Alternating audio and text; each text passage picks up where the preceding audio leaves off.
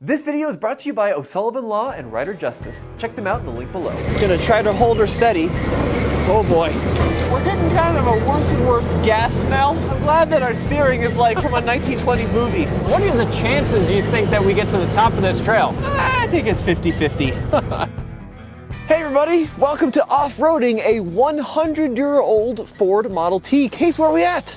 We're in Moab, the go-to place to test the off-road capability of any vehicle. So we're gonna put this ancient car to the test and see if we make it out in one piece. So the thing about Model Ts is things are very loosely attached to other things. I like to say these cars are a collection of parts driving in loose formation. And something is always about to fall off a Model T, and today it's the left front headlight. Yeah, this is also the headlight that doesn't really work. I don't know if that's related. Oh! So Case and I have one more job to do. We've actually got a brand new Ford that's been our support truck today. Except there's only two of us, so support truck is kind of a loose term. But we're gonna use this new Ford truck to fill up the spare. All right, that's got some air in it. That's probably good. Probably good is what we deal in, Tommy. Probably good. So how's it going to be starting up the Model T in the cold? Yeah, it's about 28 degrees Fahrenheit right now. Which is what we call pretty frosty. I look like a steampunk nerd right now. This is horrible. Battery on. We got our spark advance in the right place. We got the throttle in the right place. I'm gonna push the button on the floor with my foot to crank it over. Come on, baby. I know. This 1927 Model T has electric start. I'm gonna give it some choke. Oh! Not bad.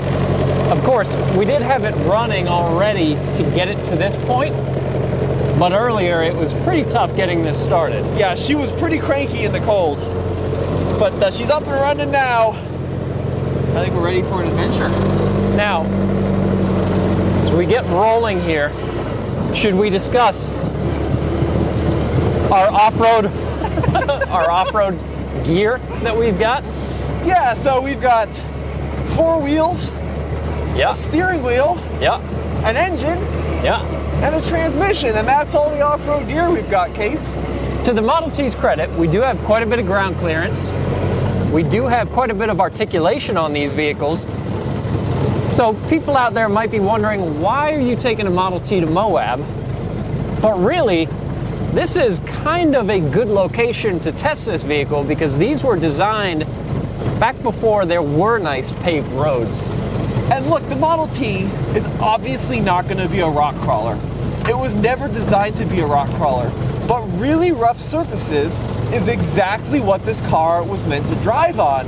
Because as Case mentioned, when the Model T debuted in 1908, paved roads weren't a thing. And even when this car was built in 1927, it was somewhat unusual to have the beautiful paved roads that we have today. And these vehicles conquered some really very difficult, challenging areas. So that's part of the history of this machine, and that's why we kind of want to see what it does. Now, where we're going, Harrop Pass here in Moab, Utah, is really not a super challenging trail, but it's very pretty, and it's difficult enough that it's going to be a challenge here in a 100-year-old car. Oh yeah, I mean, we got some rock ledges, we got some ravines and some gullies, and maybe even some water crossings we have to tackle. This is an area where you're typically only gonna find 4-wheel drive trucks, SUVs. Yeah. I mean, you're not really gonna see a lot other than Foreigners and Wranglers and Broncos, and 2 idiots and a 100-year-old Model T, apparently. Yeah, we're not going to be coming across any Corollas or Civics on this trail. It is an off-road trail. It's definitely far from the most aggressive one in Moab. But man, we picked quite the day to do this. It's, like you said, below freezing. Does our heater work? Yeah, what heater? Our Model T was factory rated at 20 horsepower. If you figured it would lose maybe a horsepower a year, at this point it would have about -80. -80, yeah. Almost. What's this car? 98 years old, so yeah. She's a little down on power. She lost a horsepower a year. These cars have a large displacement 4-cylinder engine with incredibly low compression. Yeah, 3-to-1 compression. However, I give it a little bit of grief as a joke. These are actually pretty torquey motors. They are, yeah. I mean, you can see, you can really bog them. They're not what I would call rev happy, but No. you can really bog the heck out of them, and they will just keep lugging along. The biggest problem, though, is we only have 2 gears. So that modern Ford truck in the parking lot has 10. Yeah. This car has a low and high. And That modern Ford truck has 10 gears plus a low range. Yeah, so it really has 20 gears. Yeah. This has low and high.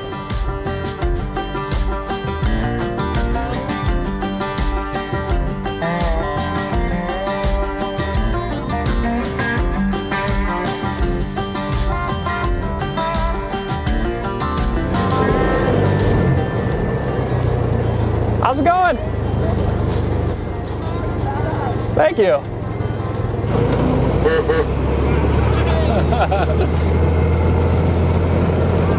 Thank you. Case, the paragliders like the car. I think these are skydiving. How's it going?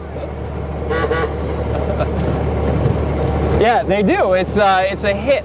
I think that's the thing that we've learned with the Model T across the board, is that even when we're slowing down traffic, people get a kick out of this car.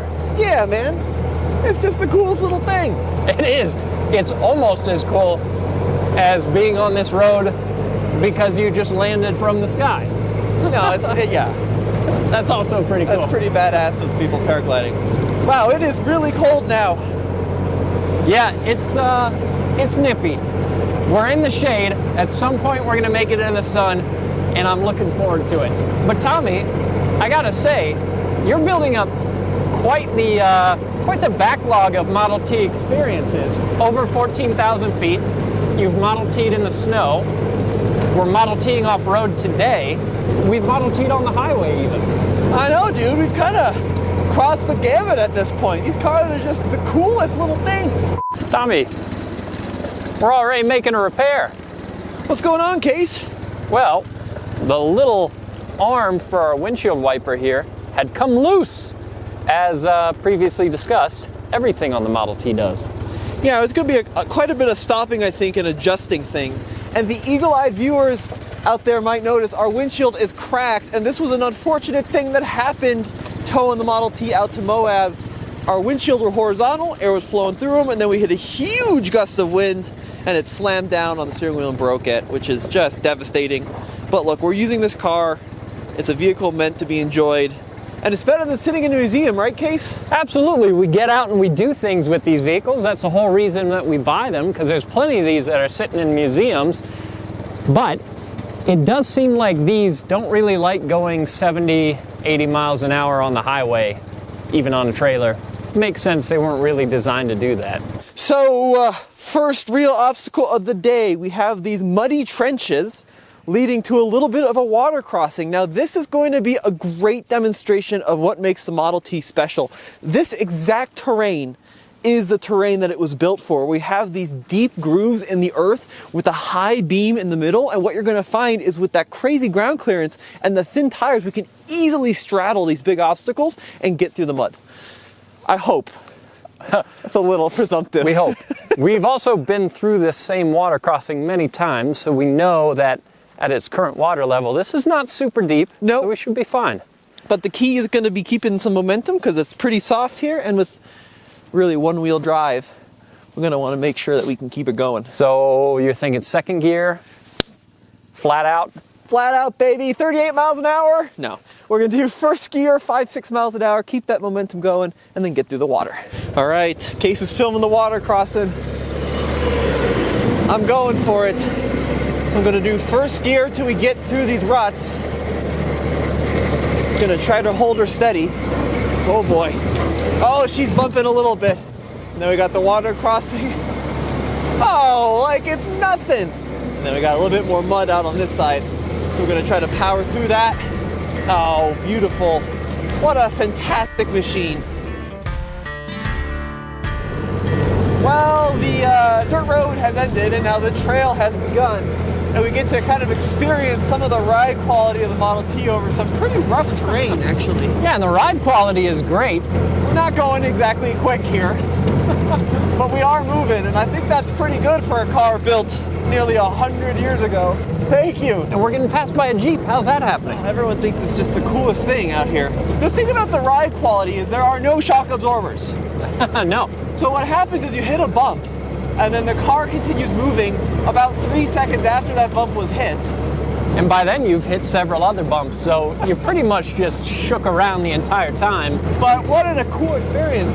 And guys, like, I know you're thinking, why would you take this car down that road? It wasn't built for it, but it literally was built for it. Yeah, this is actually not even that bad of a road for a Model T, to be honest. And actually, it's really interesting. If you look at the history of Moab, Utah, where we are, this area was established primarily for uranium mining.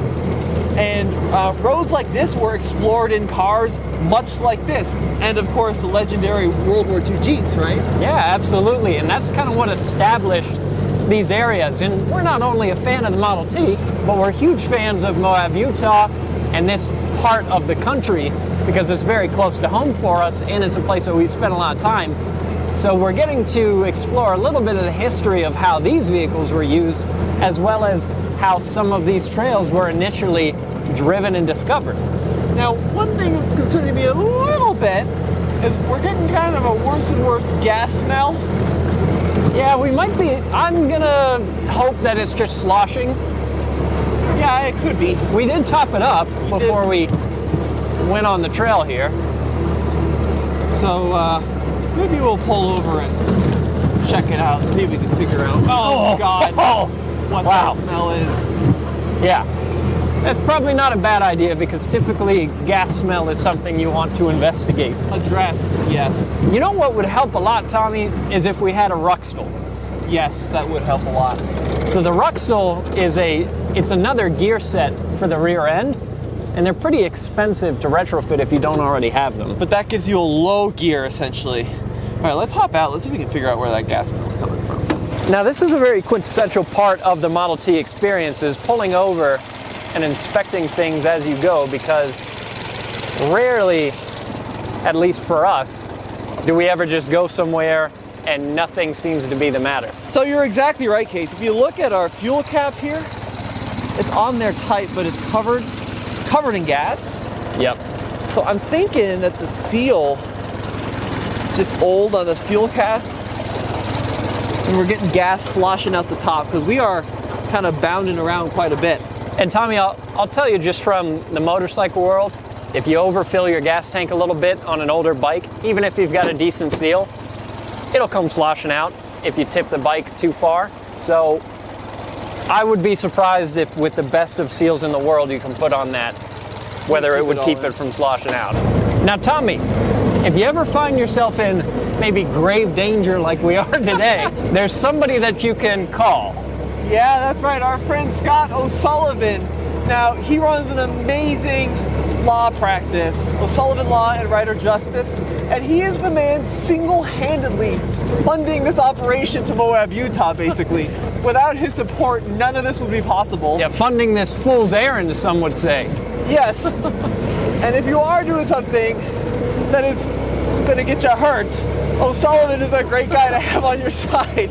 Basically, if you're ever in an accident and you need legal representation, whether you're on four wheels like we are today, or if you ride motorcycles, then definitely check out O'Sullivan Law, because we've been working with them for years because they are just the best people to work with. Yeah, Scott, thank you for making this happen and making Case and I's dreams come true today. Model Ts don't go up hills very well, which is a weird thing to say. The early ones have the gas tank under the seat, and these later ones are kind of heavy and underpowered. So you gotta kind of keep your speed up and just muscle your way up these hills. Wow!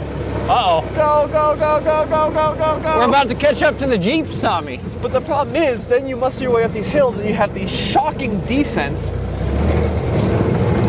And I gotta say, the brakes on this, not the best. No, only on the rear wheels.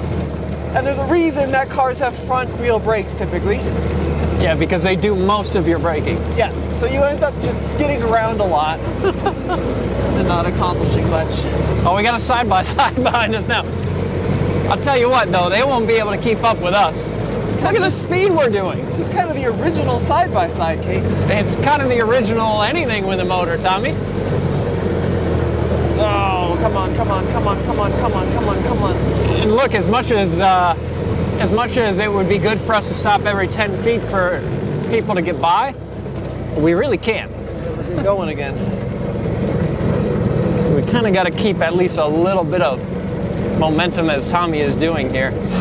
Wow, look at that! Look at that view. This is not really a place where you need to have tight steering, is it? No, I'm glad that our steering is like from a 1920s movie. Look at that, we're still going straight. Yeah. Which is funny because actually I feel like the steering on our old 1915 Model T was decent. Oh. Well, that car was also kind of hazardous. The steering ratio was so quick. Out here, you'd really kind of be worried about fingers. Yeah. This thing has pretty slow steering, so you end up doing a lot of it. And I don't think the suspension is destroyed or worn out. I just think that's how these work. Absolutely. If you've ever seen an old movie, it looks pretty much like what we're doing right now. There's not that much to wear out, Tommy. It's a pretty simple suspension. Yeah, that's true. It is funny though to see this vehicle on this trail following a side-by-side. And we're not even that far behind them. I know. What is he doing? He got 3.5-inch wide tires, Case.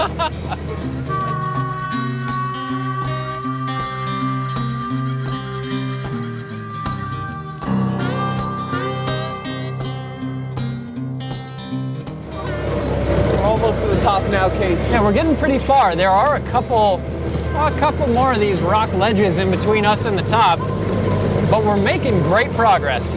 She's running so well. It is. It's not misfiring at all. Unbelievable how tough these cars are. I think it helps that we're not at such an extreme altitude right now. We're working up toward around 5,000 feet, so it's really not bad. But this is just such a cool, fun experience that's unlike any other in the automotive space. Basically what we're saying is if you don't have a Model T, which I would think by now most people probably do, but if you don't, you gotta run out and buy one and use it as a trail rig because it's pretty incredible. Maybe the best trail rig there is, Case.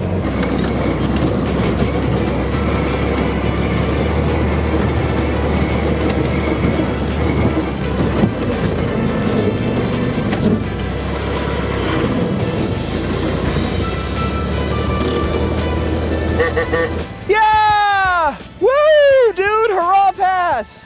So this is the top. Good driving, man. Thanks, dude. We kept it in one piece. And now, as always, we get to appreciate the view up here. Wow! Which is an impossible thing to capture on camera, just how spectacular this is. But I think even through the lens of this cam, you can tell it's a pretty rad place to be. Dude, absolutely stunning. One of the most beautiful places on earth, I think. If you ever have a chance to come out here, do it. And our Model T did it. I can't believe we made it up some of those hills and ledges, and she just kept going. That was truly unbelievable. So, Case, we're finding that people are really interested in the Model T. Yeah, very interested in the Model T, understandably, because it's not the usual backdrop that you get here anywhere in Moab, really. Yeah, no, it's a little out of place, and she's holding up pretty good. It's out of place in the best way possible. Now, I do want to check a couple things. I think it would be worthwhile to check the oil. Yep. And I also think it might be worthwhile to check that first gear band and maybe adjust it a little bit because we're pretty hard on it on this trail. Well, it's all part of Model T-ing is stopping and checking how things are going. So let's do it. Let's do it. So, Case, I've taken the floorboards out. I noticed that. And now I'm undoing this little inspection cover. I'm also noticing all of this oil is brand new. Oh, yeah? This wasn't here this morning. Look, we've been really putting this Model T to the test. A little hard, yeah. Yeah. We may want to stick some more oil in the crankcase. See what we got. So that's a little filter for the, it's an actually aftermarket, but this is a nice little thing to have to stop the debris from circling around in the engine. And there are our bands. You can see how this works. So that first band right there, that's your brake band. So you can see you literally have these are probably Kevlar, I would imagine, have been replaced. But you have these Kevlar bands that squeeze down on that drum. So that's your brake band. Then the middle one, or sorry, the middle pedal, but the far band is your reverse band. So that squeezes down on the reverse drum. And then this is your first gear band, which squeezes down on that first gear drum there. And I think that we might want to adjust just a little bit. See what we need here. Tommy, I really think you found the era of motoring that fits you best. Pre-industrial. So we got this little catch filter that kind of just picks up debris from that engine. Quite a bit of debris. Well, so what this is, this is kind of funny. I just did the starter on this engine. Yeah. And I've been picking up this, like, and it's not band degree, it's like this goo. And I've been trying to figure out what the heck it is. And when I did the starter, I figured it out. Whoever put the last starter in used more RTV than I've seen in my entire life. Like a whole... Like a tube of auto RTV. parts store. It was unbelievable. Worth of RTV. How much RTV. So the RTV had gotten into the crankcase, which is not a great place for RTV, and now it's circulating gently throughout the engine. Gently. Gently. That's all that matters. So that's what that is. So I'll get a rag and we'll clean this up a little bit. The worst part about working on an old Model T case, and I'm by no means an expert, by no means, so feel free to correct me, and I'm sure you will, which is good. But the toughest part about working on these cars is everything is a flathead. Yeah, flathead's not my favorite piece of hardware. Just gotta be honest. Not a good piece of technology. So Casey and I have brought some rags along so we don't leave any oil around on this dirt. We'll get that all cleaned up, and we're gonna check the oil on this Model T, which you do by turning this valve up on the top. Oop. Yep, and oil's coming out of that, which means we have plenty in the engine. Which is typically a good thing. Typically a good thing.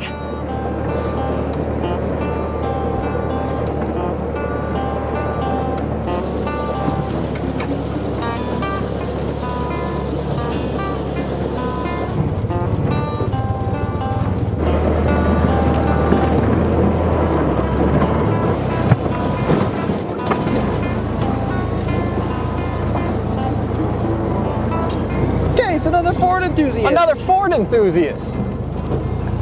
Hey, Awesome, I love it. we're both driving Fords. Hey! How awesome is that? I love it, love it, love it. Appreciate Thanks, it, man. man. Yours is a little more comfortable, I think. Yeah, I'm guessing yours is more Oh, comfortable. I've seen the articulation on those. It's not bad. Pretty good. We've seen the articulation on those too. Awesome. Yeah, have a good day, man. guys. So, Case, what do you think coming down Hurrah Pass? How's the old T doing? Well, the old T is doing better than my left leg holding down our gear selector pedal. My left leg is tired, but the car feels great. I gotta say, I've been impressed because so far, we haven't broken down once. Oh, Knock wow. on steering wheel. Like the third time you said that now. Yeah, we haven't broken down. Really, the car feels perfectly happy to be doing everything that we've done today. I'm blown away. Yeah, I mean, you can really tell just based on the design that these are the kind of roads it was built for.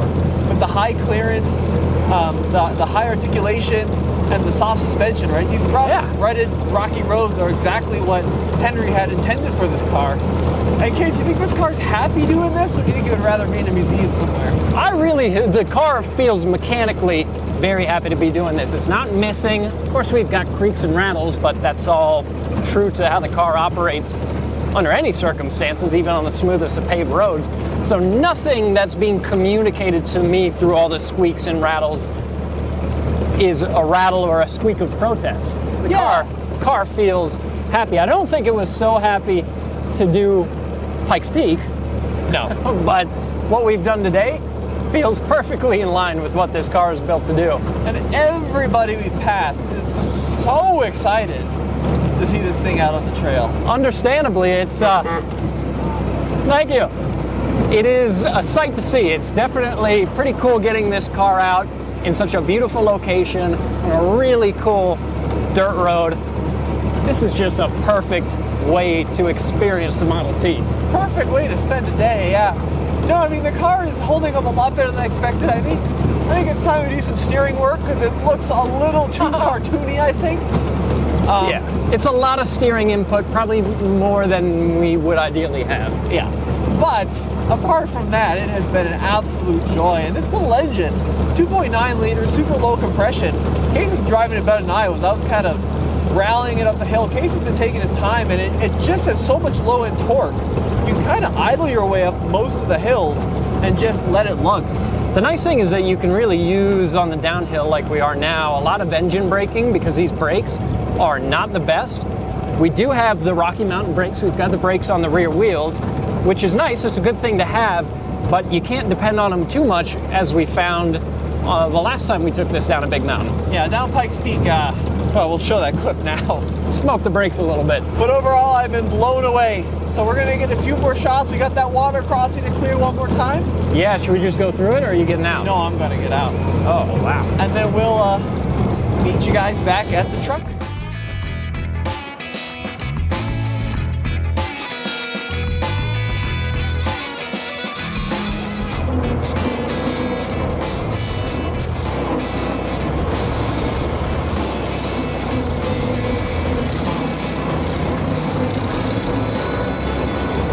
All right, Case, the last challenge. Yeah, we've got a bit of a steep uphill, so we're gonna be in first gear for this, no doubt. And you can see Case is pretty far down on that throttle right now. Yeah. We're gonna just try to keep the momentum up.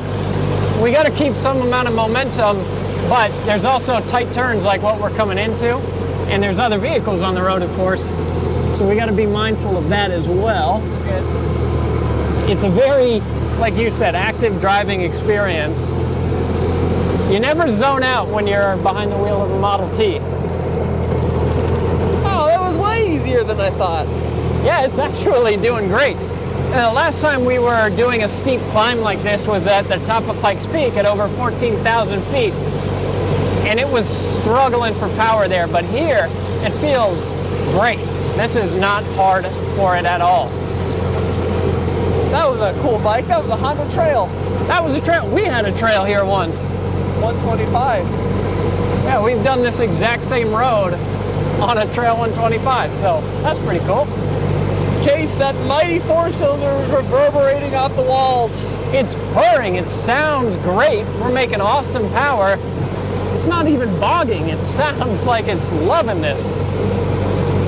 Come on, T. How's your left leg doing?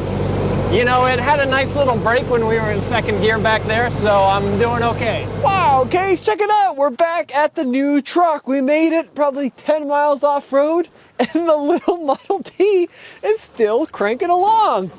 Yeah, I gotta say, I'm thoroughly impressed at how it performed. Oh man, what an absolute beast. Even 100 years old, it just keeps going. Truly an amazing day out on the trail, and one of the coolest days at the office I think we've had in a while. Absolutely. So a huge thanks to Scott and the team over at O'Sullivan Law for helping us make this possible. Yeah, that was truly special that Scott has sponsored this ridiculous series. And as always, this has been Tommy. In case. Head over to Old TFL. We got more adventures for the little T coming soon.